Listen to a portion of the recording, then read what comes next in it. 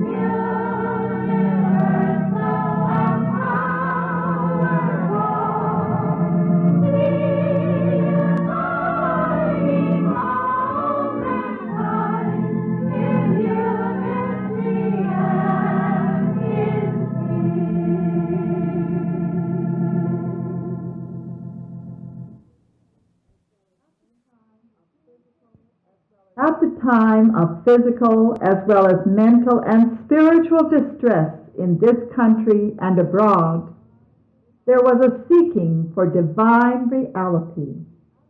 The philosophies of men were inadequate to cope with humanity's problems. Man had reached his extremity. The people and the world were at a place where nothing short of God could help and lift them.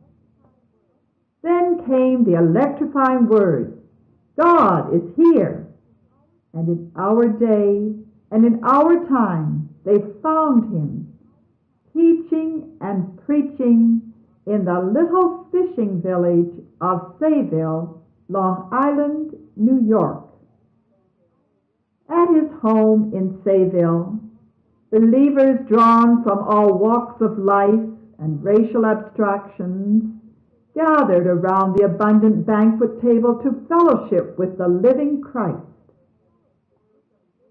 Never had such words of wisdom and power from the Infinite One fallen on the ears of humanity.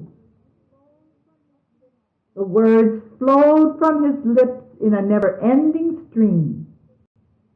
Words of life and spirit and love.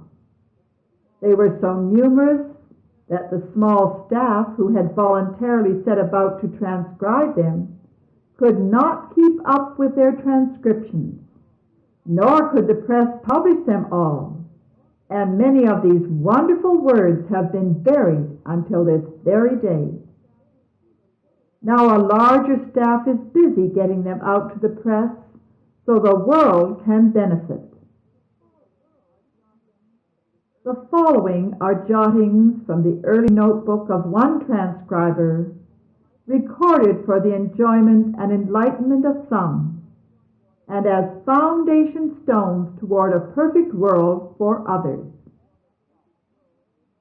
I thank you, Father. All the Divine's words from the notebook of John Lamb.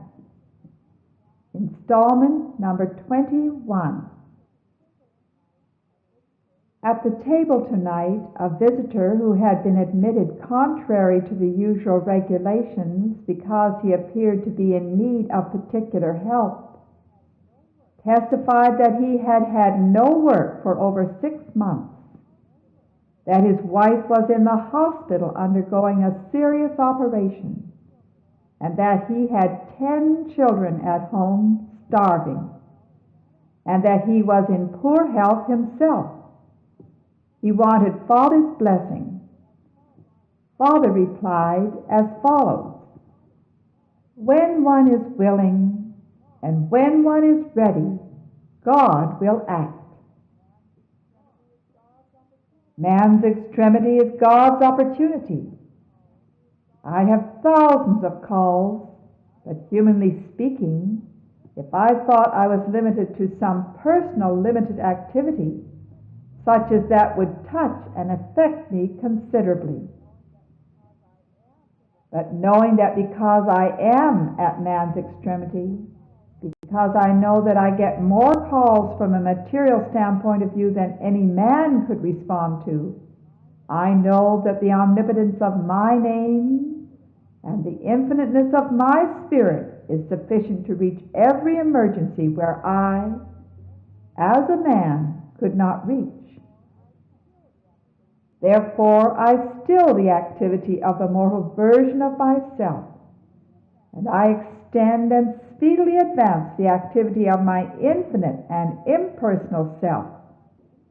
Therefore, I can, in the name of God, from an impersonal standpoint of view, if you know with whom you have to do, reach your conditions and your desires can be speedily accomplished, where it could not be if it was from a personal standpoint of view that I was standing and leaning on. If I was leaning and depending upon the personal, I could not reach the millions of people that are calling upon me in all parts of this world. But because I know the omnipotence of this great name, the name of God, as it is written, in my name shall ye cast out devils, I know that your condition and your conditions can be reached. It matters not where you are if you make your mental and spiritual contact. And that is why Christ, in the person of Jesus, said, come unto me, all ye that labor and are heavy laden, and I will give you rest. I can rest comfortably tonight, not thinking that those children will be suffering, for I am there as well as here. Take my yoke upon you and learn of me, and come unto me, all ye that labor and are heavy laden, and I will give you rest. Then take my yoke upon you and learn of me, for my yoke is easy and my burden is light, and ye shall find rest unto your souls. We have rest. This is the abundance of it manifested here. We don't have to worry about what we are going to eat, or what we are going to wear, or for this week's room rent. For in the Christ consciousness there is rest. There is rest, I say, sweet peace and rest, and that you have found for your soul.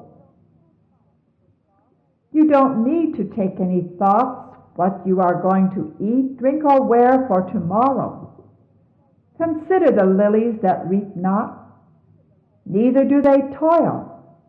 Oh, how your heavenly Father clothes them!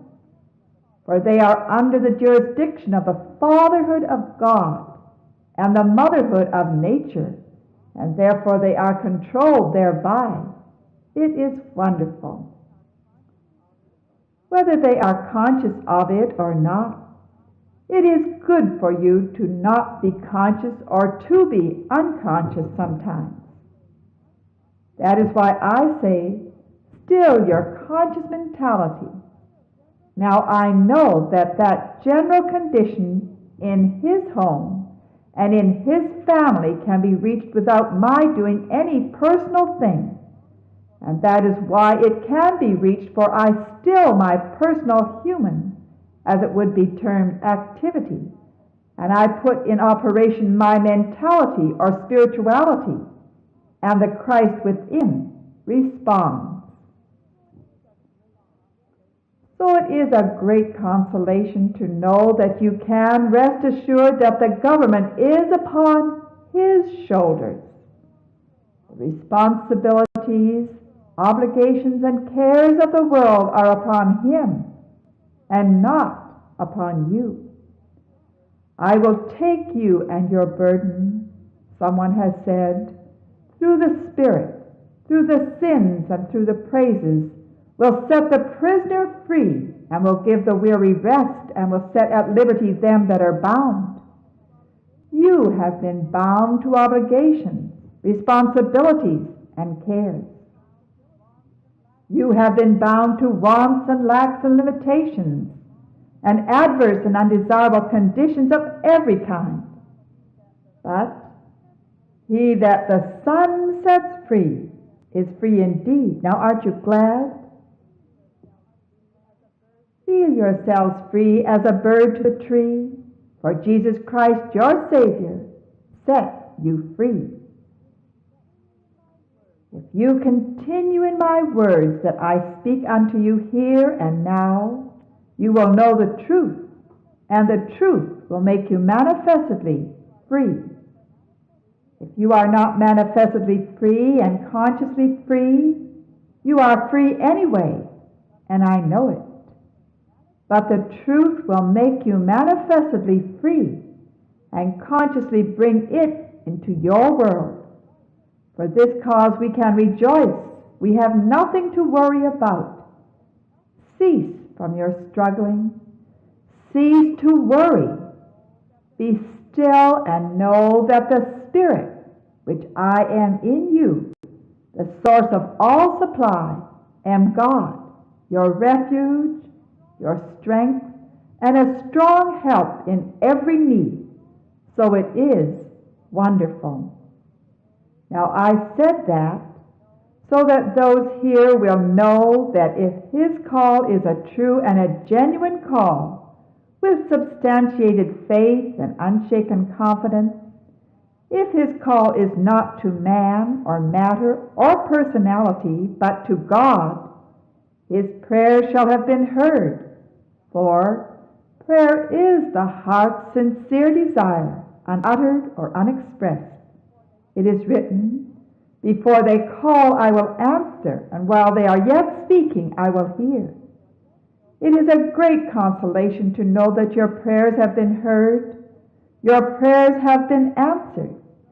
Now, if you can only be ignorant enough, or radical enough, or filled with fanaticism enough to think that God is in your home tonight, or wheresoever your children are, know that God is not far away from them, neither is God unconcerned. But God is concerned in the affairs of men, knowing that God is one with his thought through you, and God is one with his spoken word through you, knowing that God is the Father of those children and not you, knowing that God will take care of his own children. You know that in reality you will not worry anymore. If you know that God is the woman's husband that you call husband, and know that God is the wife that you call wife, Know that Christ is all and in all in truth. And know that Christ is rich in all you need, reflecting himself, producing and reproducing himself in varied degrees of expression to appease the mortal concept of the human mind, until you shall have been awakened out of the state of mortal consciousness or materialism. When that shall have been done, why then you will know as I do that Christ is your all and in all. Then when you see God in all of these varied degrees of expression to appease the mortal concept of the human mind, you shall have acknowledged him in all your ways, and your path shall have been directed. God spoke through the mouth of Solomon, in all thy ways acknowledge him, and he shall direct thy path. Your path shall have been directed by him, and wheresoever you go, you will keep your mind stayed on him. And in perfect peace I will keep thee, whose mind is stayed on me. You will find peace. You will find rest. You will find contentment for your soul, yea, even for your body. You will be able to lie down at night, knowing not only that God is the Father of your so-called children, but that God is your Father and you never had another. God is the Father of the whole universe and of all of mankind. He condescended to put on material bodies to appease the mortal concept of the human mortal mind, until those bodies shall have developed the Christ consciousness within sufficiently to recognize God, their Father. It is wonderful. You read in the Bible, in the book of Romans, where it says that the whole creation travaileth in pain until now, and it has been waiting for the adoption, to wit, the redemption of the body, to the manifestation of the sons of God, whereby ye cry, Abba, Father. I have been bringing you to the point where you can recognize the fatherhood of God, and where you can cancel from your world all thoughts of yourselves as individuals in particular, and that you can recognize your at one-ment with God, and that you are joint heirs with Christ. Is not that wonderful? It is wonderful. That is what all of this is about, dear ones. That is what this is about, because we have God always present in consciousness. Wheresoever you be, and wheresoever you go, God is there. And God is not something any more imaginary. God is real. Heaven is no more imaginary, but heaven has been brought into materialization and into outer expression, and here it is. We can see and feel and handle it, and say as one writer said, even words of life, we can handle it and feel and see it. For the Word has been made flesh, and we beheld his glory. Do you not behold the glory, dear ones? You can behold the glory. We beheld his glory, the glory as of the only begotten of the Father. Now you are chosen, not only as heirs of God and joint heirs with Christ, but you are as the only begotten Son, as the only heir. For we beheld that same thing as the glory of the only begotten of the Father, as if though he were the only Son that ever was or ever would be. Then it doesn't stop there, but it said, of all of his fullness have all we received, grace for grace. Then it is for you to behold his glory as though you are the only begotten of the Father, having all of the fullness of God, as the inheritor of all of God's limitless blessings. You are just as though you were the only one, the only son, not sons many, not as an heir, but as the heir. It is wonderful. And that is what this is all about. When you come to this realization, it is brought into manifestation on the material plane or on the natural plane, so that you can show that you are the heir of all of his fullness, not some of it. Each one should express the fullness of the heirship, not an heir, but the heir. Then why lack and why want when you are the direct inheritor of all that the Father has, when all that your Father is yours? Did not Christ in the body called Jesus say, "All thine are mine, and all mine are thine"? Did not John say, "Of all of his fullness have all we received"? These are facts and figures too stout to be denied. And on this foundation have we built a tower too strong to be torn down. Take these thoughts home with you and know that you have all of his fullness, and then you will be able to say and affirm, and God will confirm in you and within you, even also as I do, that you have all things, everything that heart can desire. You read in the Bible that even the apostle said, "All things are yours, things present and things to come.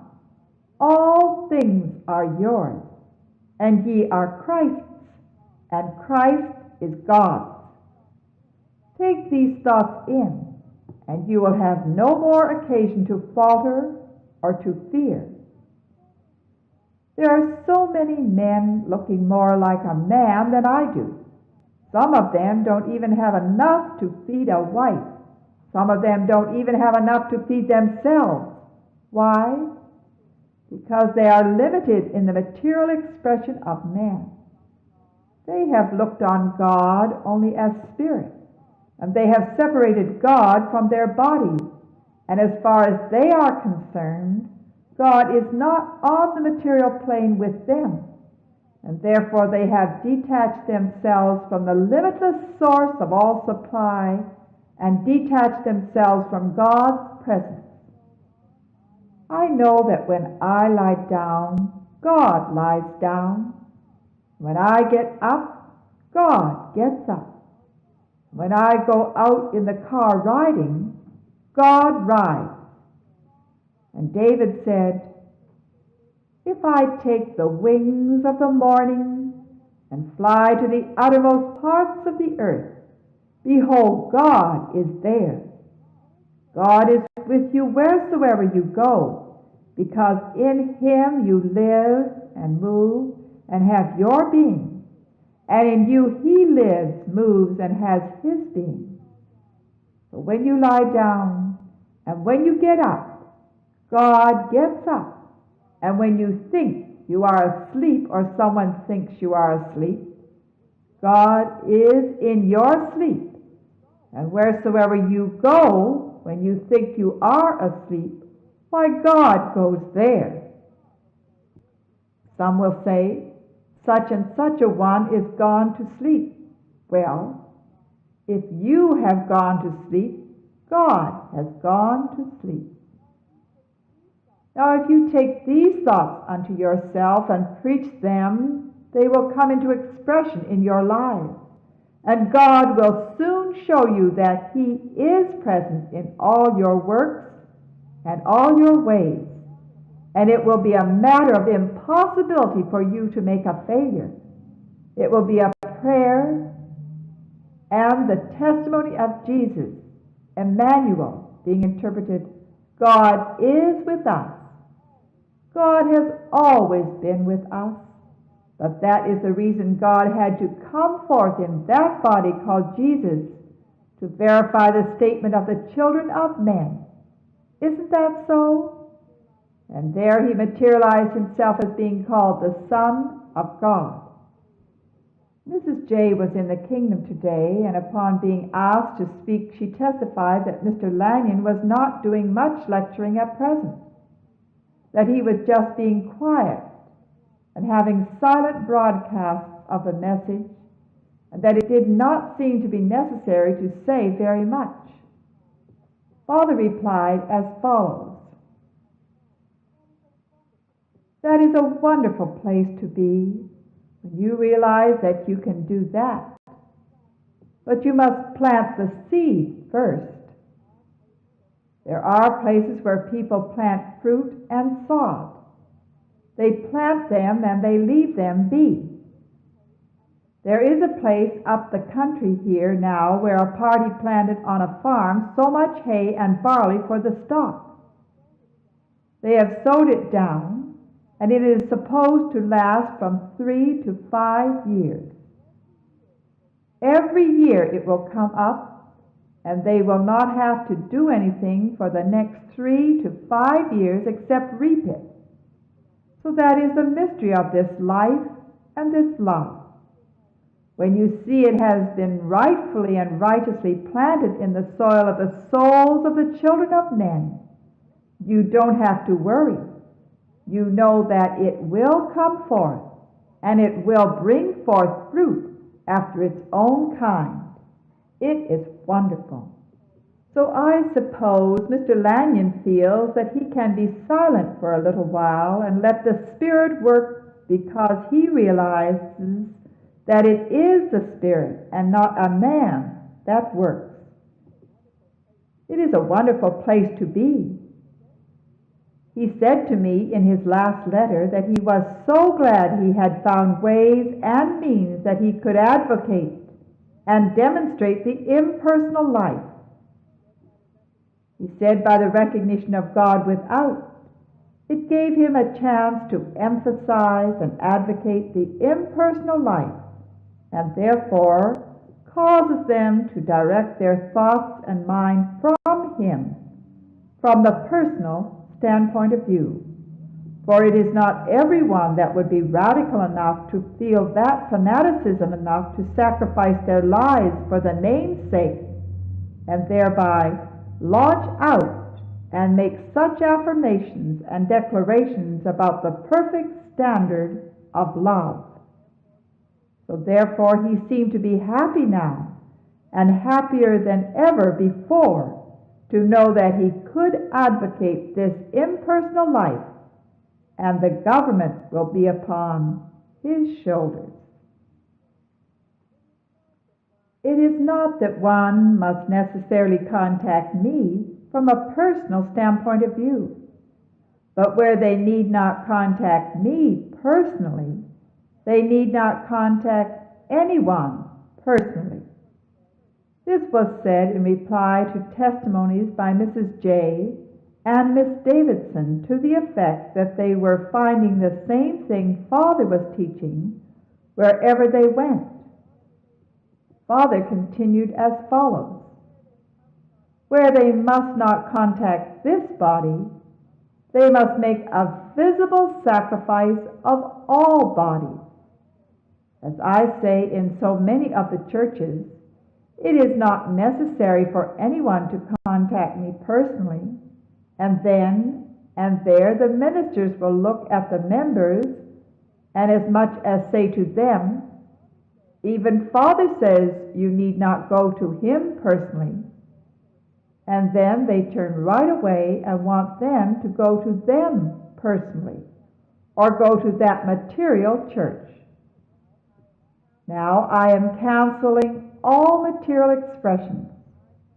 When I cancel the body called Jesus, I also cancel this body and all other visible expressions, and thereby live entirely from the spiritual standpoint of view. Know your God within yourselves, and when you do, you will be abundantly blessed. But as long as one lives in the consciousness of any material cooperation or expression, why then, They might just as well seek out some personal expression of God as well as seek any expression. So it is a close walk, but your most precious and hidden treasure is to know your God with or without a body, and that is the highest expression of truth that has been developed in consciousness and put forth. But without the right concept and realization of the truth, you can be misled from every angle. You can be misled by looking at me or someone else as a person, and you can get self-conceited and look at your own self as a person and make an ideal out of your own self, your own ideas and opinions, ways, inclinations, and tendencies, etc. So it is a close walk on both sides, but as a technical point of view that people must watch if they are in the Spirit, they must watch that they do not make an ideal out of a person and worship the ideal. If you are not watchful, you may stray from the true point of view and say, I have my own, not seeing anyone else from a personal standpoint of view, but seeing yourself and taking yourself and making an ideal of your point of view instead of the impersonal truth within. So you see, it is a close walk. I do not desire to see anyone misled one way or the other, but it would be better for someone to follow Dr. Greer or someone that is a perfect example than to follow themselves, their own personal views. As Paul said, follow me, even also as I follow Christ. It would be better for some people to follow almost anyone than to follow their own ideas and opinions, for theirs are more mortal sometimes than someone else's. I do desire to see you advocate, emphasize, and demonstrate that impersonal life. As I say so often in reference to the churches, they delight to hear me say that it is not necessary to contact me, because they desire to live in their own selves, even in their own families, their own desires, their own sisters, brothers, mothers, fathers, and all flesh. And would it not be better to worship and follow someone that is living the impersonal life than to worship all the infirmities your ancestors had? For as long as you follow them, you are subject to all of their adversities. That is your own salvation, to cut loose from their characteristics. You are subject to all of the TB they ever had as long as you have a mother, sister, or brother. You are subject to all of their instincts and characteristics and tendencies and pleasures. You are subject to their nature. The most important thing is for one to deny himself. That is the most important thing. It is better to follow someone else, no better than yourself, than to follow yourself. It is wonderful. So it is a close walk, dear ones. You see, that is why individuals inherit all kinds of so-called diseases and afflictions and tendencies and characteristics of their ancestors. And they don't get rid of them sometimes when they get so-called saved or sanctified or whatsoever it may be called. They don't get rid of these inclinations, tendencies, and expressions. They have the very expression that one who has claimed to know nothing has. Why? Because they have not been changed. They have not detached themselves from them. If I have a mother, a sister, or a brother, why then what is in them is in me. And all psychologists know that. They know it is a psychological point of view, and it is well worth considering. It is wonderful. It is wonderful. Now, I don't believe that anyone much has all of the characteristics of Jesus manifestly, unless they have produced them. As they travel on, they produce them. But I so often speak that, and I speak it practically all of the time, and still they are clamoring for me. And even though I tell them it is not necessary to come to me personally, yet they might be better off to be with someone else that is better than me than to be with themselves. A visitor testified at the table this evening that she had come to Father to ask his help in getting some financial support from her husband, who had left her 2 years ago with a small child and had since that time been supporting someone else, but would not provide anything for her. She had taken legal action, but it had failed to produce results. Father replied that if she thought Christ would contend for his rights, she should do the same. And if she didn't think so, she should not do it. He continued, when you try to bind someone, you free them. That is why there is so much separation. When you try to lay mortal claims on anyone, you separate yourself from them. That is why the world cannot be ruled by resentment, anger, etc. When jealousy begins, that is no longer the work of God, it is the work of men. And as soon as the work of man begins, that is a limitation. As soon as you begin to lean on the arms of flesh, they will fail you. For I dare you to trust your own. I told Mrs. Devine that if she was in perfect harmony with me and did not lay any claims on me, she would have all. But it is because she does not try to claim anything, and because she does not try to have any legal claim, she has everything. I may spend thousands of dollars daily on the general public, and she does not make one complaint. And I spend as much as I please on you and on those other men and women, as you would term them to be. And she does not feel it, and yet she has all. It is wonderful.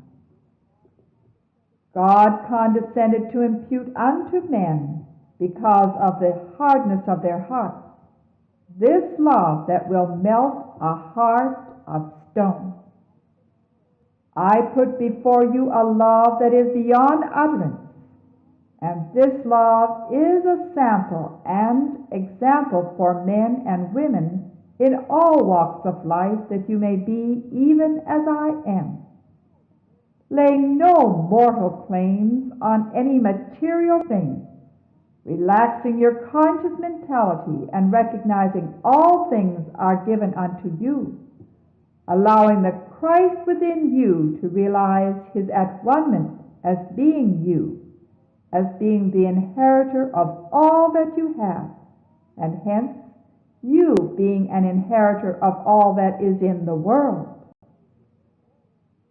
Then in you there will be no limitation.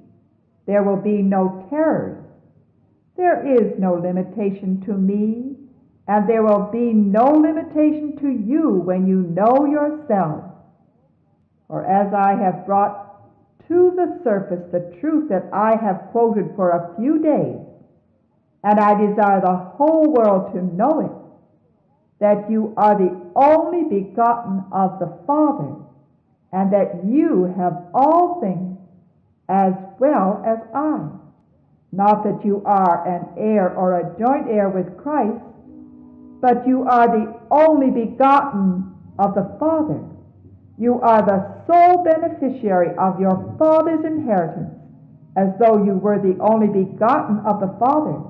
You know when a man lives and marries and dies, having no children but one, the only son or only daughter, after the father dies or the mother dies, and if there is no other relative, they are the inheritor of all the father's estate. Are they not? And as they are the inheritor of all of their father's estate, so are you the only begotten of the Father, full of grace and truth. Now you say that meant Jesus, but what did it say in the next verse? That as you beheld that in Jesus, of all of his fullness have all we received grace for grace. Now you are the only inheritor of the Father, not laying claim to $50 or $75 or $100 a week. What is that? You are the inheritor of God's limitless blessings. You are the inheritor of all that God is. But when you subjugate your mind and your words to some limited degree of material legal complications or claims, why then you are limited to that extent. And that will be the height of your ambition and will be your destruction. Raise your consciousness to contact the Christ consciousness, and then you can say, even as Jesus said in the 17th chapter of St. John, for all mine are thine, and thine are mine. You will be able to say, just as Jesus said, that my Father and I are one. You will be able to say, even as Jesus said, that I thank thee, Father, that thou hearest me always when I pray. You will be able to produce the answer to prayer as Jesus did when he said, Lazarus, come forth. You will be able to produce to the world that which seemed to be dead and that which seems to be gone. It will be turned in God's way, but not in your mortal way of tendencies, pleasures, and desires. For it is sown in weakness, and it is raised in power. It is sown in the natural body, and it is raised a spiritual body.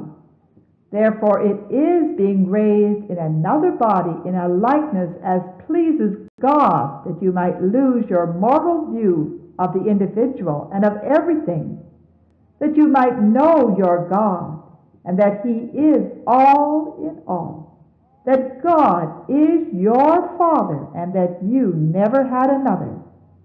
When you deny all material claims, then you will spiritually, legitimately have a right to make your claim on all spiritual things. You cannot rightfully have an inheritance from above until you shall have relinquished your claim on all material things below. It is wonderful. It was such a wonderful point of view quoted by Mr. Lamb last night as he quoted his experience in the life of Christ in bodies. That was such a wonderful point that he brought out. And you all that are tutored on this point of the citizenship in the United States, you know that when a foreigner comes to be a citizen, he must renounce his own country. He must abandon his own country entirely, and he must sign an agreement to be faithful and devout by this country, even more against his own country than any other country. I thought that was such a wonderful point. So you must be the same. You must take a stand more against your own things, against your own claims than anything else, that you may inherit the other things. You know, it was so wonderful. Someone will be expecting me to talk tonight. Someone was expecting me to talk last night. Maybe somebody will talk about this wonderful life, those wonderful receptive souls that were there last night. It was wonderful. And as I say, it is wonderful. And I know that those whose hearts are open and ready for this truth, they can rejoice and they are glad that it has come in a light that is impersonal, that is interdenominational, interracial, and interfamily, interlanguage, international, and non-sectarian. It is wonderful. I am bringing peace to all mankind, and to none of them am I bound. You know, there goes out a spirit of adversity, whether you know it consciously or not. As soon as you mention your race, creed, or color, or any race, creed, or color in the way of discussion, you have that seed of segregation in your consciousness when you can distinguish in your discussion. You must cast those things out of your consciousness and preach and teach and emphasize and reincarnate and duplicate that identical life of Christ without personality or any personal expression, but advocating the impersonal life that can be presented in all human beings. And some have condescended to believe that it is being imputed and imported in the animal kingdom. You see how wise and intelligent that dog was that was there last night? Just as intelligent as a human being, would get up and shake hands with you and would grin and laugh at you, would go in any part of the house when they told him to look for your hat, would go get his leash or anything like that if you told him to get it. So that goes to show you the infinite and the impersonality of God's intelligence. He is present in the animal kingdom as well as in the man kingdom, but not in expression. It is waiting for the adoption of the animals, for the redemption of their bodies, for the manifestation of the sons of God to speak unto the animals, that the animals may speak unto them. A Baptist minister who recently came to the kingdom and gave up his denomination, after hearing Father talk about giving away free 50,000 copies of Mr. Lanyon's book, It Is Wonderful, got up and asked Father publicly how it would be possible for him to live if he gave his services free. He said he had been a preacher for over 40 years and was unfitted for anything else, especially as he was at present suffering from a difficulty which restricted him physically. He said he had published volumes of his sermons and charged for them, in addition to which he published songs, and had received pay for being chairman of some board covering all of the Baptist churches in the state. He did not see how he would be able to live if he did not accept money. Father replied as follows. When they spoke of the apostles, they said, "Look on them." The song again says, "He that puts his trust in me shall never be confounded," and "God will take care of you." It would not be faith if you had some way and some preconceived means. Humanity as a whole are not living by faith individually. They are living by sight. Faith is the substance of the thing hoped for. It is the evidence of a thing not seen. And as long as you can see your way clear, where you will make ends meet, why, you are not living by faith. But this is a sure and a confidential foundation when you are trusting in the true and living God, with or without visible means of expression. It may be a hindrance to faith as I express it here, a hindrance to the faith of those that live with me and around me. Jesus, in the body that was crucified supposedly 1900 years ago, said, "The birds of the air have nests, and the foxes have holes, but the Son of Man has not where to lay his head." Still he tells the rich young ruler to go sell all that he has and give to the poor, and come, follow me.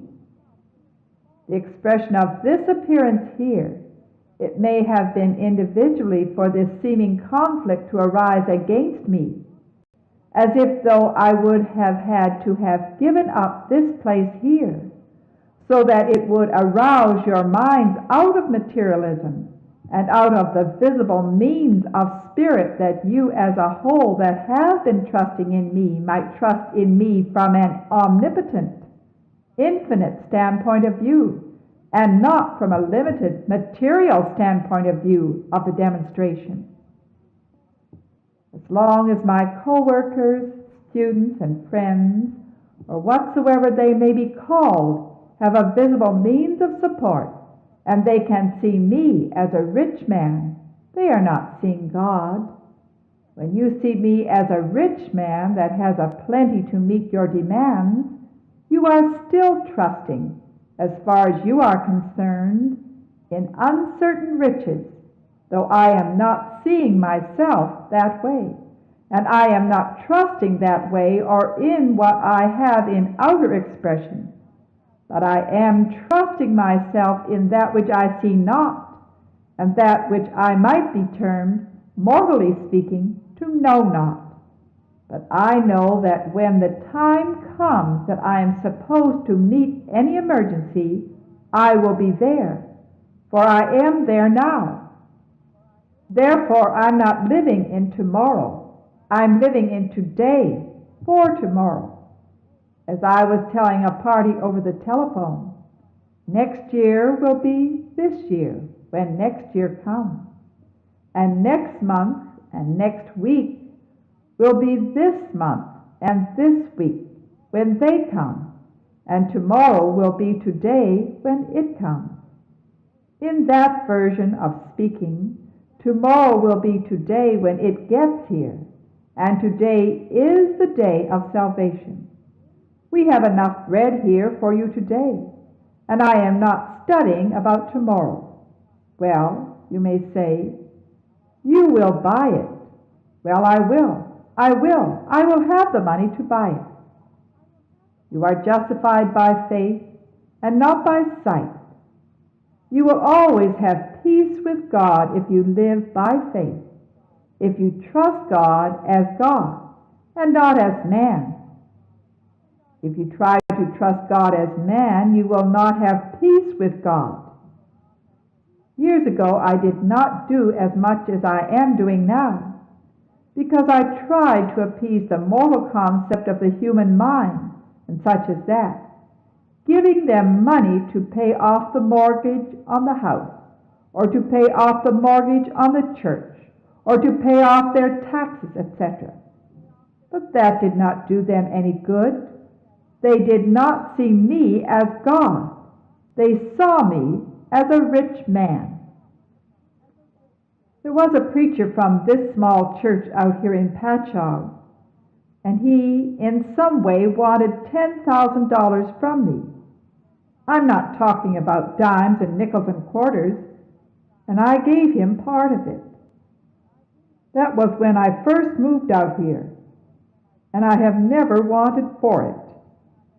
The people in Patchogue asked me, well, how much did you give him? But Mother has never even asked me how much I gave him. She knows that she does not need to lack for anything, but yet she didn't say one time, how much did you give the Reverend? But I gave him part of it. Now that goes to show you how sincere I have been in this work. Just in that little church. That was before it was built up, and this minister preached down there. That was about 8 or 10 years ago. He preached there and was holding services. It goes to show you how I get attached to anyone just for righteousness' sake. He said he came from Mansfield, Ohio, and he had all kinds of money there, but he did not have any with him. He said there was a piece of property in Troy, New York, worth $150,000 with a $10,000 mortgage on it. And if he would pay the $10,000 mortgage off, those parties inside of 30 days would return his $20,000 for that $10,000 because they had some money coming to them on the 30th of the month, and the mortgage would be foreclosed and they would lose the whole thing otherwise. And they would sign papers saying that they would pay back $20,000 for the $10,000 within 30 days. And they would sign over the house if they did not pay the money. Well, I am not encouraging increase in usury, for Ezekiel 18 says, "If ye have not taken increase or usury." I shan't try to get any increase if I want to give anybody any money. But he said, "You will get your $10,000 back, and we will split the difference if you say so." Inside of 30 days, he wanted to guarantee that it would be done. Well, I didn't bother about it. So he said he could get it if he went back to Mansfield. Go to show you the sincerity of my purpose. I was working right with him there in the church at that time, and I said, "Well, I don't want to see you go back." So I was willing to give him part of the money so that he could pay on it without going back to Mansfield, so that he could be in the meeting with us. That goes to show you how I feel about a brother or a minister working together. If I would have been jealous, I would have been glad for him to get away, but I was glad for him to stay and work with us. So I did actually give him part of the money. But it didn't do him any good. And I have had thousands and thousands of calls from all over the world for help. And I used to give them coal and wood and groceries and pay their bills and pay off their mortgages, etc. But it didn't do them any good. They can be blessed without that if they live according to my instructions, and it will do them 100 times as much good if they will live from that standpoint of view. And for years I've been advocating doing nothing from a personal standpoint of view. As an example, an advocator and duplicator of that identical Christ, I function from a spiritual plane, and I have 100 times as much as though I were functioning from both planes. I do not have to function from the material plane. I do not have to give anyone a penny, for my help reaches out to all parts of the world. I do spend money, that is true, but as for going around and giving everyone money that would call on me, I don't have to do that, and I am blessed, and they are blessed. I say that to say this, that I do not take anything. I never take up a collection. I never do any soliciting, and I have never been connected with anyone that did. And yet, I have always had just as much as I needed to spend. So as I am, so can you be if you take no thought for yourself. God will make a way where there is no way. You heard me compose 2 or 3 songs this morning when I first came into the dining room.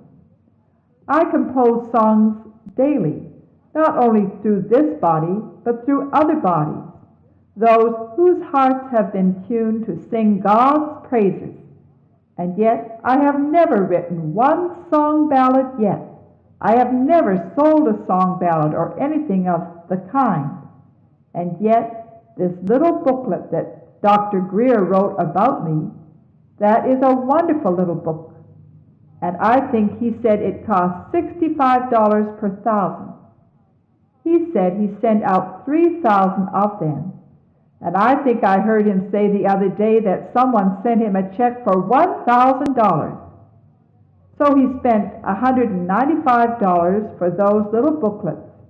And I heard someone say that someone sent him a check for $1,000. He had just written me that he had spent about all that he had to give away. He gave 1,000 booklets in a few minutes as soon as he announced that they were off the press. He immediately gave out those, and he sent back and got another 1,000. And he sent back and got still another 1,000. And he said that was about all that he could meet. And there came a check as soon as he told me that.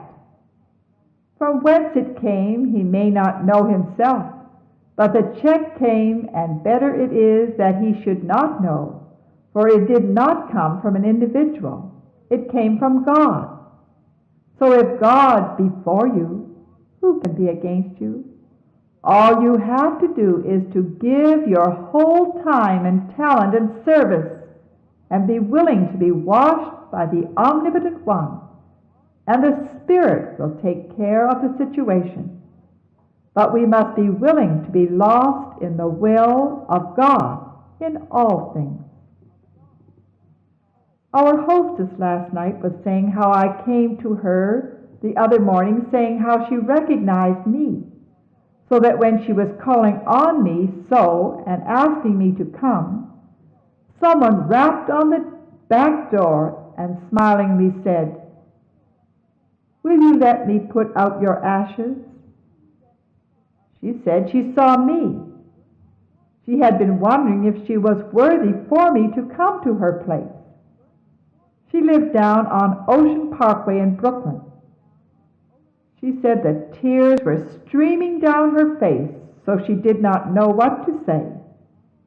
So she told him she thought the ashes had been put out, and the man said, "Will you let me come and put them out every Monday?" She said she knew it was me. She recognized her God. It is wonderful. And because she did, her heart is blessed. Her husband is blessed, and they didn't want us to leave last night. But it was a wonderful outpouring of the Holy Spirit. Such love, such love, such love. By giving, you will gain life everlasting on the spiritual plane, and 100-fold on the material plane. But the way up is the way down, and the way down is the way up. He that exalteth himself shall be abased, but he that humbleth himself shall be exalted. Years back, no doubt, there may have been some that looked at Mr. Joseph, that he was ignorant and foolish to be, as it would be termed, to be my utility man. But yet, you can see that Mr. Joseph goes with me on the stand where some of the highest and loftiest in moral consciousness cannot. For I have the key, not only to the doors, but to the highest, loftiest hearts. And I will change their minds, and I will make their hearts to sing when the President of the United States and the presidents of the other countries will beseech me and mine to come with them and sit and dine.